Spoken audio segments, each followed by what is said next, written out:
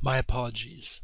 Somehow a very important slide got omitted from the previous video, and I need to go over it.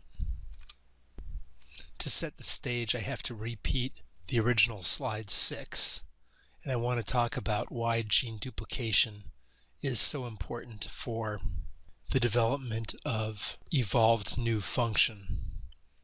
So here we want to consider an ancestral globin gene. Right here. Globins are genes that carry oxygen in the cells. When there's only a single copy, this globin gene needs to be a jack of all trades. It needs to be able to carry oxygen reasonably well under a wide variety of conditions. Once you have a gene duplication event here, now you have 2 copies of the gene and they can start to specialize. Now you can have 1 copy of the gene, and I'm not saying alpha or beta does this, but you could have 1 copy of the gene that's optimized for carrying oxygen at very low oxygen abundances, and perhaps the beta would be optimized for high oxygen tensions. Maybe a graph would help. Here we have oxygen tension.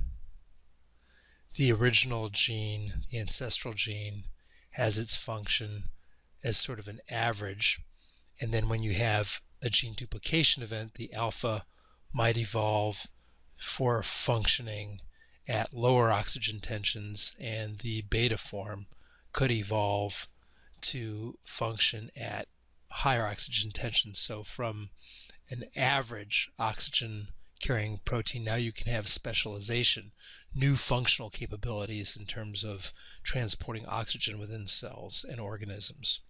This is a theme we'll see over and over again if you think about light pigments, sensing pigments. We have rods and cones. This is clearly the result of multiple gene duplication events where one protein is good for seeing in black and white, and then we started developing color vision, all proteins based on similar sequence, which were allowed to evolve over time to develop new functional capabilities after being duplicated. Okay, thanks very much.